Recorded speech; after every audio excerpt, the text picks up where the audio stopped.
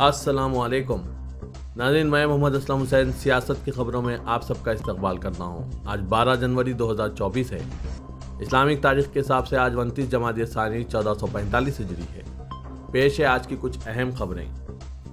Directorate of enforcement यानी ED ने आज जुमे की सुबह मगरबी बंगाल के वजीर और टीएमसी लीडर सोजियत बोस के कोलकाता में म्यूनसिपलिटी नौकरियों के घोटाले के सिलसिले में छापा मारा।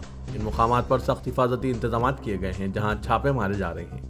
म्यूनसिपलिटी भर्तियों में मुबैना बेज़ाब्तगियों के उस वक्त मंजर आम पर आए हैं जब ईडी ने 19 मार्च को कोलकाता के बिल्डर अयान शेल को स्कूल नौकरियों के घोटाले के सिलसिले में गिरफ्तार किया था। ईडी ने दावा किया है कि कई म्यूनसिपलिटियों में मुख्तलिफ ओहदों के उम्मीदवारों की OMR जवाबी शीट तलाशी के दौरान अयान के सॉल्ट लेक ऑफिस से मिली है। इससे कबल गुज़िश्ता साल अगस्त में CBI ने बोस को 2014 और 2016 के दरमियान म्यूनसिपल तकर्रियों में मुबैना बेज़ाब्तगियों की जारी तहकीकात में पूछगछ के लिए तलब किया था। कोलकाता हाईकोर्ट ने रियासती हुकूमत की इस दरख्वास्त को मुस्तरद कर दिया था जिसमें म्यूनसिपल भर्तियों में मुबैना घपले की CBI जांच के कोलकाता हाईकोर्ट के हुक्म पर रोक लगाने की दरख्वास्त की गई थी। वज़ीर-ए-आज़म नरेंद्र मोदी ने आज जुमे की सुबह रूहानी पेशवा और स्वामी विवेकानंद को इनकी यौम पैदाइश और नेशनल यूथ डे के मौके पर खिराज अकीदत पेश किया। एक ट्वीट में वज़ीर-ए-आज़म नरेंद्र मोदी ने हिंदुस्तानी रूहानियत और सकाफत को आलमी सतह पर लाने में विवेकानंद के ताउन को उजागर किया और आज के नौजवानों के लिए इनके पैगाम की लाजवाल ताकत पर जोर दिया। आज जुमे की सुबह दर्जे हरारत 5.5 डिग्री सेल्सियस तक गिरने से कौमी दारकूमत दिल्ली के कुछ हिस्से और इसके आसपास के इलाके कोहर की घनी चादर में ढके हुए हैं। कोहर की वजह से इंदिरा गांधी इंटरनेशनल हवाई अड्डे के इलाके में जुमे की सुबह हद निगाह 0 हो गई। ताहम मनफी हालात का फ्लाइट ऑपरेशन पर कोई खास असर नहीं पड़ा। ताहम दिल्ली हवाई अड्डे के हुकाम ने एक एडवाइजरी जारी करते हुए मुसाफिरों पर जोर दिया कि वो हवाई अड्डे के लिए रवाना होने से पहले परवाज की मालूमात के लिए अपने मुतालिका एयरलाइन से रब्ता करें। हुकाम ने कहा, दिल्ली हवाई अड्डे पर कम नजर आने का तरीक़ाकार जारी है। तमाम फ्लाइट ऑपरेशन इस वक्त मामूल के मुताबिक है। मुसाफिरों से दरख्वास्त की जाती है कि वो फ्लाइट की ताज़ा तरीन मालूमात के लिए मुतालिका एयरलाइन से रब्ता रखें। आसाम के वज़ीर आला हिमंता बिस्वा शर्मा ने कहा है कि रियासत में जल्द ही यकसान सिविल कोड नाफिज कर दिया जाएगा। वज़ीर आला शर्मा ने कहा कि हम उत्तराखंड और गुजरात की तरह यूनिफॉर्म सिविल कोड लाएंगे। आसाम के यकसान सिविल कोड में कुछ ज्यादा क़वानीन होंगे। साथ ही हम इन रियासतों के UCC बिल के हिसाब से भी रियासत में यकसान सिविल कोड लाएंगे। मैं उत्तराखंड का UCC बिल को देखने का इंतजार कर रहा हूँ। आसाम से कबायली बिरादरी को यूनिफॉर्म सिविल कोड के दायरे से मुस्तस्ना रखा जाएगा। इससे पहले हिमंता बिस्वा शर्मा ने रियासती BJP एग्जीक्यूटिव की मीटिंग से खिताब किया जिसमें उन्होंने कहा कि हम इस दिन का इंतजार कर रहे हैं जब उत्तराखंड और गुजरात के बाद आसाम ऐसी रियासत बनेगी जो यकसान सिविल कोड को नाफिज करेगी।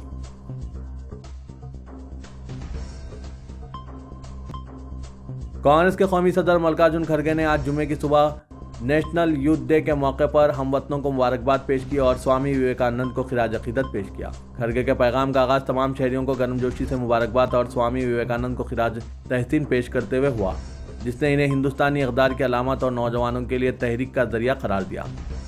खड़गे ने विवेकानंद की यौम पैदाइश पर नेशनल यूथ डे के क़याम में आनजानी वज़ीर-ए-आज़म राजीव गांधी के किरदार को तस्लीम किया।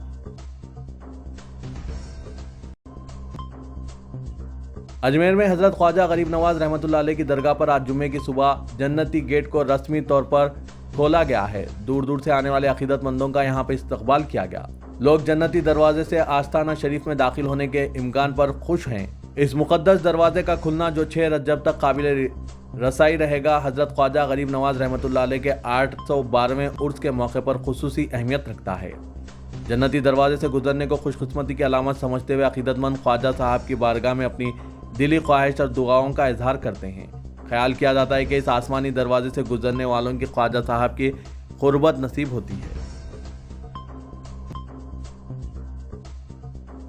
राष्ट्रीय सेवम सेवक संघ के सरबराह मोहन भगवत आज जुम्मे से हरियाणा के जिंद के 3 रोजा दौरे पर रवाना हुए। जराये के मुताबिक RSS के सरबराह रियासत में संघ के प्रचारकों से मुलाकात कर रहे हैं ताकि हरियाणा में तंजीम को मजबूत करने की हिकमत अमली पर तबादला ख्याल किया जा सके। जराये ने बताया कि जिंद में RSS के सरबराह भेवानी रोड पर वाक़ गोपाल स्कूल में क़याम कर रहे हैं। जराये ने मजीद बताया कि इनका दौरा खत्म होने तक स्कूल में सिर्फ मुंतखब लोगों को ही जाने की इजाज़त रहेगी। RSS के सरबराह मीडिया से भी नहीं मिलेंगे। गुज़िश्ता रोज शिवसेना तनाज़े में इंतहाई मुतनाज़ा और जानिबदाराना फैसला सुनाने के बाद अब स्पीकर राहुल नार्वेकर ने इशारा दिया है कि वो शिवसेना की तरह ही एनसीपी की भी तकसीम के मामले में भी इसी माह फैसला सुनाएंगे। वाज़ेह के सुप्रीम कोर्ट ने शिवसेना की तरह एनसीपी की तकसीम के मामले में भी स्पीकर को तयशुदा वक्त में फैसला सुनाने की हिदायत दी है और इनके लिए 31 जनवरी की डेडलाइन तय कर दी गई है। इस वाज़ेह हिदायत के बाद स्पीकर ने एनसीपी के दोनों ग्रुप्स के मौक़िफ़ की समाअत का आगाज़ गुज़िश्ता हफ्ते ही कर दिया है। उन्होंने एनसीपी के दोनों ग्रुप्स के लिए अलग अलग वक्त तय किया है। वाज़ेह के 6 जनवरी को इस मामले में स्पीकर ने समाअत का आगाज़ कर दिया था, जबकि 18 जनवरी से कबल गवाहों की फहरिस्त तलब कर सकते हैं। इसके बाद 20 जनवरी से इस मामले में जरा शुरू होगी, जिसमें दोनों तरफ के गवाहों से इनके बयानात लिए जाएंगे।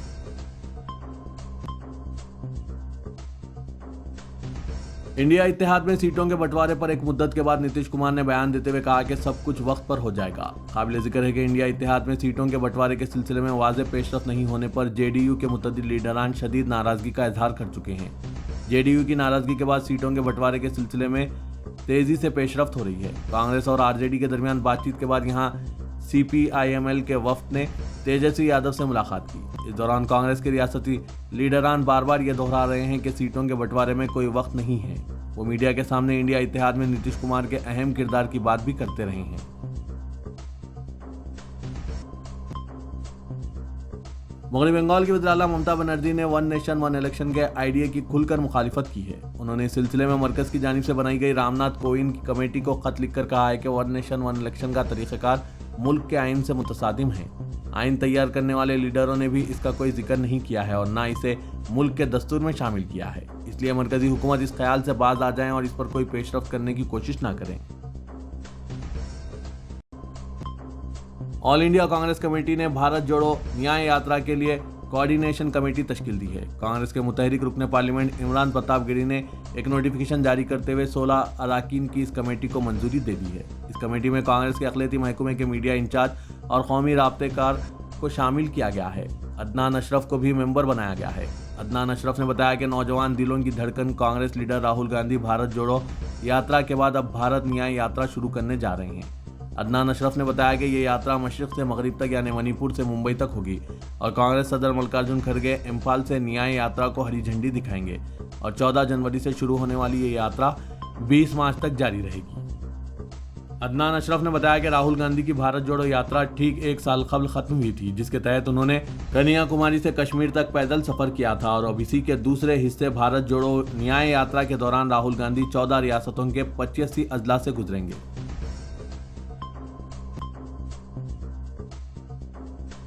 एक ऐसे वक्त जब अयोध्या में राम मंदिर के इफ्तिताह की तैयारियां जोरों शोर से जारी है, जुनूब की अदाकारा नयनतारा के खिलाफ एक तमिल फिल्म में लॉर्ड राम की तौहीन के इल्ज़ाम पर मुकदमा दर्ज किया गया है। इस फिल्म का नाम अन्नापुरानी है, जो नेटफ्लिक्स पर रिलीज हुई है। नयनतारा के अलावा फिल्म के डायरेक्टर, प्रोड्यूसर और नेटफ्लिक्स के हेड मोनिका के खिलाफ भी शिकायत की गई। जबलपुर की एक हिंदू तंजीम ने यह शिकायत दर्ज की है, जिसमें इल्ज़ाम लगाया गया है कि अदाकारा ने हिंदुओं के जज्बात को ठेस पहुंचाई है। उन्होंने लॉर्ड राम की तौहीन की है और लव जिहाद को बढ़ावा दिया है। ये फिल्म 1 दिसंबर को रिलीज हुई और 29 दिसंबर से नेटफ्लिक्स पर दिखाई जा रही है। इस दौरान इत्तलात के मुताबिक मुतनाज़ा फिल्म को नेटफ्लिक्स से हटा दिया गया है।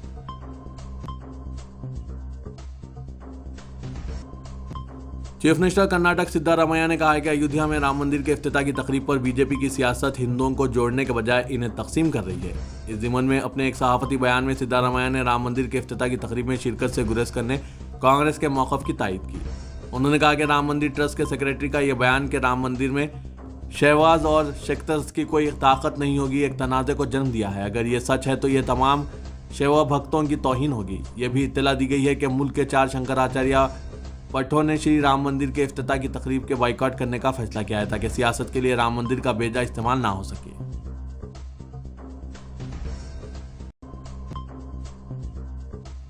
इख्तिदार किसी के लिए दायमी नहीं होता और अगर कोई पार्टी या हुक्मरान इख्तिदार को मुस्तकिल तसव्वुर करते हैं तो इसकी भूल बाद में शर्मिंदगी का बाज़ बन सकती है। अलहदा तेलंगाना की जद्दोजहद में अहम रोल अदा करने वाले के चंद्रशेखर राव को अवाम ने रियासत की तश्कील के बाद 2014 में इख्तिदार अता किया। तेलंगाना अवाम के जज्बात और उमंगों की तकमील के बजाय केसीआर ने 10 सालों में अपने आराम व आसाइश में इजाफे पर तवज्जो दी। अब जबकि 10 साल बाद बीआरएस इख्तिदार से महरूम हो चुकी है, गुज़िश्ता 10 सालों के ऐसे काम मंजर आम पर आ रहे हैं जो अवाम के फ़ायदे से ज़्यादा कायदीन के मफाद में किए गए थे। बीआरएस हुकूमत के कई स्कैम्स मंजरेआम पर आए हैं। रेवंत रेड्डी हुकूमत ने हर महकमे की कारकर्दगी और साबिक हुकूमत के फैसलों का जायजा लेना शुरू कर दिया है। चीफ मिनिस्टर की रिहाइशगाह प्रगति भवन के बारे में कई सनसनीखेज इंकशाफात सामने आए हैं, जिनसे ये अंदाजा होता है कि साबिक हुकूमत ने चीफ मिनिस्टर की सरकारी रिहाइशगाह नहीं बल्कि एक मुस्तकिल महल तामीर किया था। प्रगति भवन की तामीर और इसमें मुख्तलिफ सहूलतों से इंकशाफ से अंदाजा होता है कि इब्तदा में 60 करोड़ के मसारिफ का तखमीना तैयार किया गया था, लेकिन प्रगति भवन की तकमील तक 200 करोड़ खर्च किए गए। बेगमपेट में कांग्रेस हुकूमत में डॉक्टर राजशेखर रेड्डी ने चीफ मिनिस्टर की सरकारी रिहाइशगाह तामीर की थी, लेकिन केसीआर ने अतराफ की सरकारी इमारतों और अराजी को हासिल करके आलीशान प्रगति भवन तामीर किया। चीफ मिनिस्टर और ख़ानदान के आराम व आसाइश के लिए कोई कसर बाकी नहीं रखी गई। इंसान तो इंसान है, लेकिन साबिक हुकूमत ने प्रगति भवन में कुत्तों की रिहाइशगाह के लिए जो शेड तामीर किया, इस पर 12 लाख रुपए खर्च किए गए। प्रगति भवन के अहाते में बैडमिंटन कोर्ट की तामीर पर 2 करोड़ रुपए खर्च किए गए, जबकि मेंटेनेंस पर जुमला 2.5 करोड़ का खर्च आया है।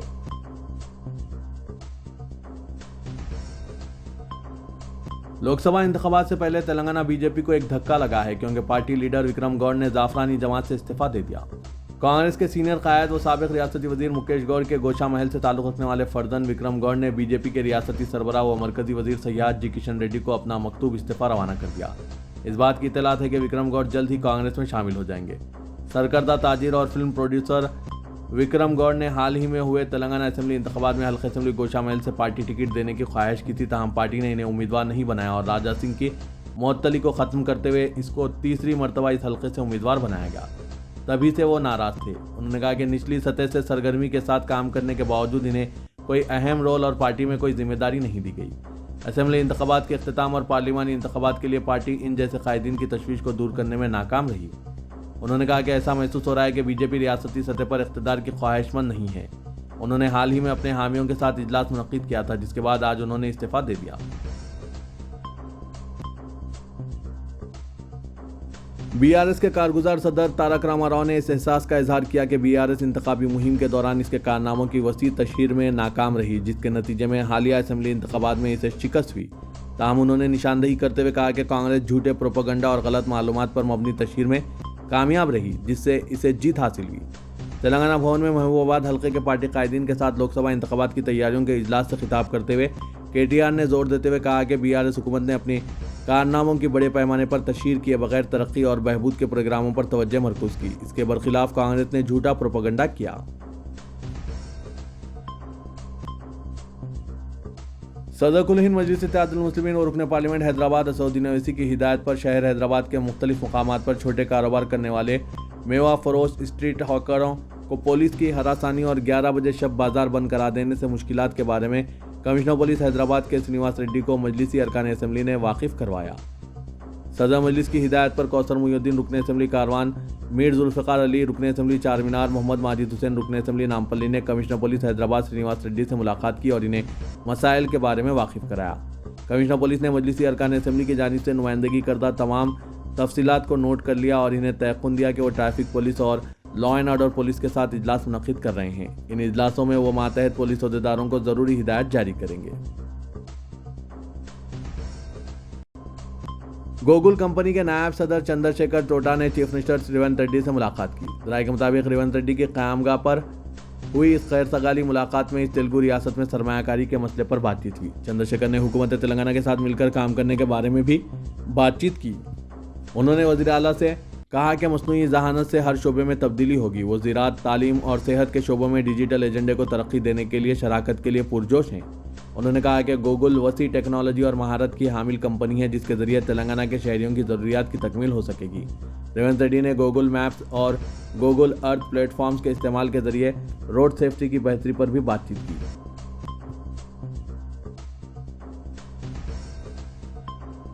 वज़ीर आला तेलंगाना रेवंत रेड्डी से हार्वर्ड यूनिवर्सिटी के एक वफ्द ने खैर सगाली मुलाकात की। चीफ मिनिस्टर रेवंत रेड्डी ने हार्वर्ड यूनिवर्सिटी के वफ्द को मशवरा दिया कि वो रियासती हुकूमत के साथ ताउन व इश्तराक करें, ताकि रिहायशी स्कूलों में जो गरीब तलबा तालीम हासिल करते हैं, इनके तालीमी मियार को बेहतर बनाया जा सके और साल तमाम तालीमी प्रोग्राम्स को मुनक्किद करने की तजावीज़ पेश की जाए। हुकूमत तेलंगाना रियासत में अलहदा महकमा इम्कना की तश्कील के इक़दामात का जायजा ले रही है। वज़ीर आला रेवंत रेड्डी की जानिब से जारी करदा हिदायत के मुताबिक अहदेदारों को इस बात की ताकीद की गई है कि वो तेलंगाना में अलहदा मकानात की तश्कील के सिलसिले में तजावीज़ तैयार करते हुए रियासती हुकूमत को पेश करें ताकि रियासती हुकूमत की जानिब से इंदिरम्मा अंडालू स्कीम के तहत बेघर अफराद को मकानात की फराहमी के इक़दामात किसी एक महकमे की निगरानी में यकीनी बनाए जा सकें। ज़राए के मुताबिक हुकूमत तेलंगाना की जानिब से वसूल की गई अभया हस्तम दरख्वास्तों में बेघर अफराद की जानिब से रियासती हुकूमत की जानिब से इंदिरम्मा अंडालू स्कीम से इस्तेफादे के लिए दाखिल की जाने वाली दरख्वास्तों की तादाद का जायज़ा लेने के बाद इस सिलसिले में इक़दामात किए जाएंगे। रियासती हुकूमत की जानिब से इंदिरम्मा अंडालू स्कीम पर मौसर अमलावरी के लिए महकमा अमकना की तश्कील और 5 लाख रुपए की रकम की इजराई के अलावा मकानात की तामीर इसी महकमे के ज़रिए करवाने की मनसूबाबंदी की जा रही है।